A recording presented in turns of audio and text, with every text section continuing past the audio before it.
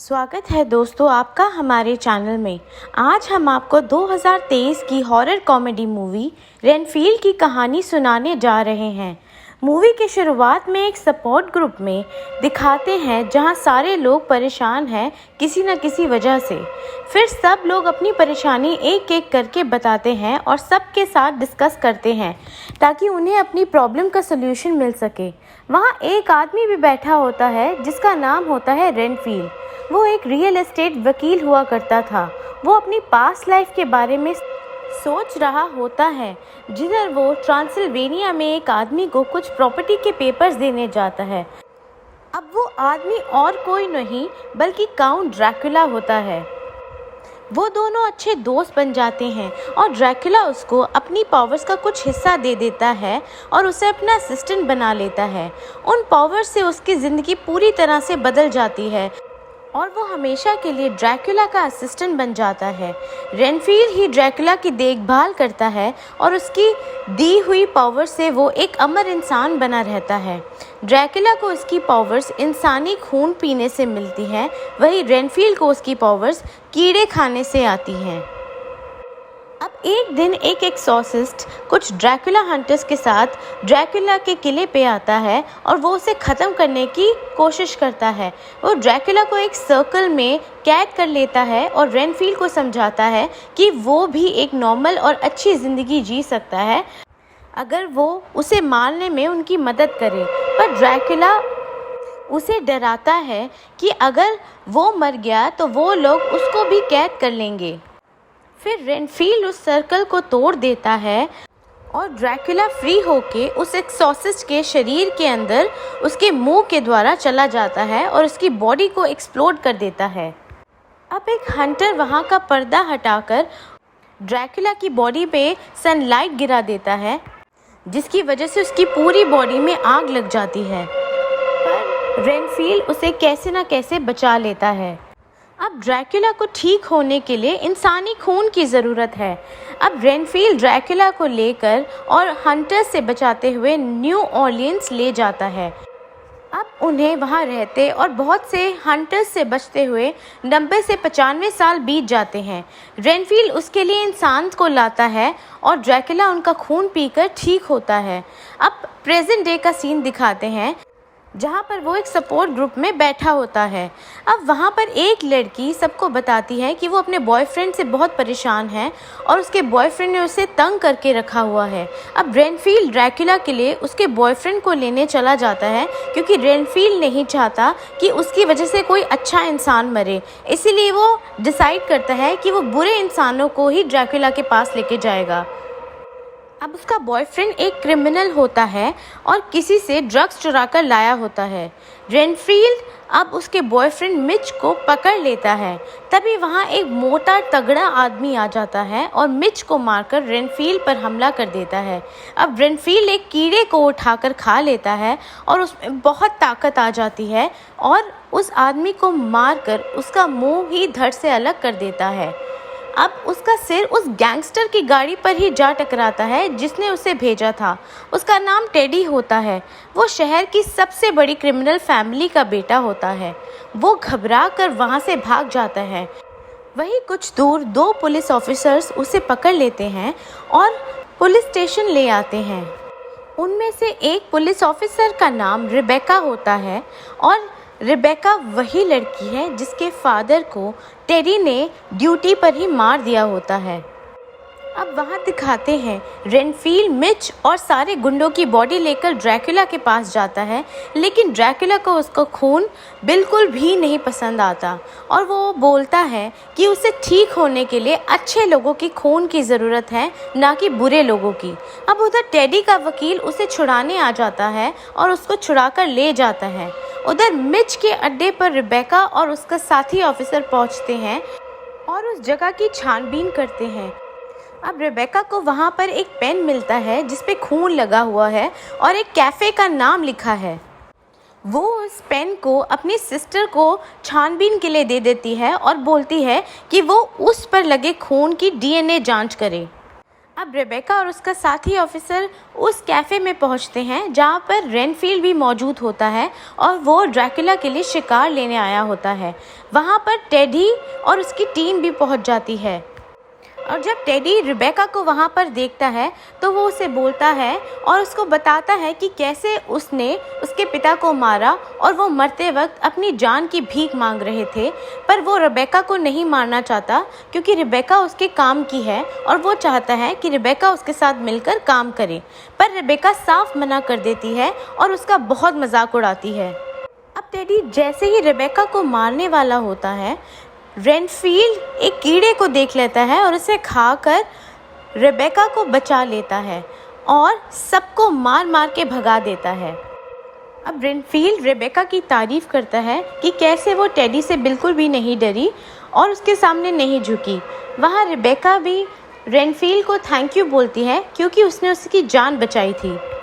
Renfield अब खाली हाथ ही ड्रैकुला के पास जाता है जो कि उसे उसका प्लान बताता है।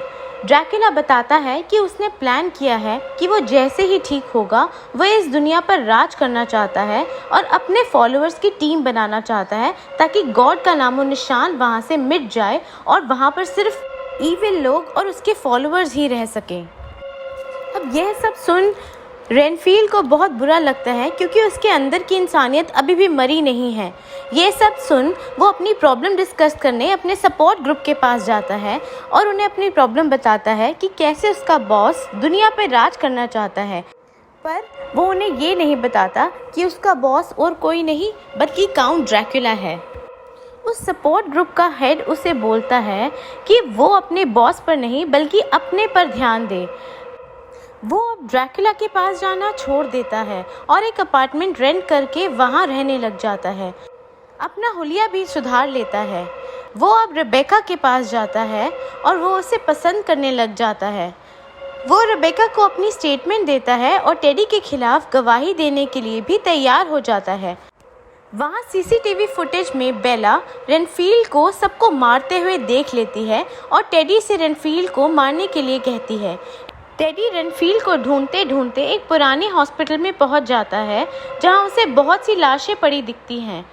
वहां ड्रैकुला भी आ जाता है और टेडी के सारे लोगों को वो मार देता है और जैसे ही वो टेडी को मारने लगता है, टेडी उसे रेनफील्ड की फ़ोटो दिखाता है और उसके बारे में पूछता है। ड्रैकुला उसे बताता है कि रेनफील्ड उसका असिस्टेंट है और उसकी मदद करता है, पर टेडी ड्रैकुला को बताता है कि रेनफील्ड अब बदल चुका है और वो मासूम लोगों को बचाता है ना कि मारता है। ये सब सुनकर ड्रैकुला को बहुत गुस्सा आता है और वो चमगादड़ में बदलकर चला जाता है। अब वो रेनफील्ड के अपार्टमेंट में आता है और उससे वे सब पूछता है।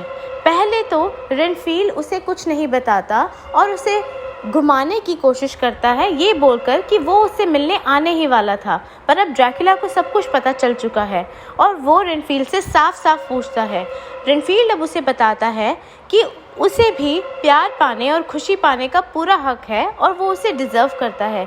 ये सब सुनकर ड्रैकुला हंसने लग जाता है। उसे वहाँ पर एक बड़ी बुक मिलती है जिस पे लाइफ स्प्रिंग चर्च का नाम लिखा होता है। ड्रैकुला गुस्से में वहाँ से चला जाता है और जब रेनफील्ड को पता चलता है कि उसने लाइफ स्प्रिंग चर्च वाली बुक देख ली है तो रेनफील्ड जल्दी से अपने सपोर्ट ग्रुप चाहता है और उन्हें वो जगह खाली करने को बोलता है, पर ड्रैकुला वहाँ पे पहुँच जाता है और वो उन सबको मिनटों में मार देता है। अब ड्रैकुला रेनफील्ड को बोलता है कि जो भी इंसान रेनफील्ड के क्लोज है या उससे प्यार करता है वो उसे मार देगा। वहाँ रेबेका आ जाती है और खून से सनी लाशों के बीच रेनफील्ड को देखकर ना चाहते हुए भी उसे अरेस्ट कर लेती है।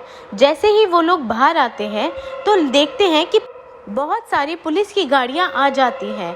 उनमें से बेला बाहर निकलती है, रेनफील्ड को उसको सौंपने को बोलती है। उसका सीनियर भी आ जाता है और उसे बोलता है कि वो रेनफील्ड को उन्हें सौंप दे और बदले में वो उसको प्रमोट कर देगा। वो समझ जाती है कि ये सब मिले हुए हैं और रेनफील्ड को लेकर भाग जाती है।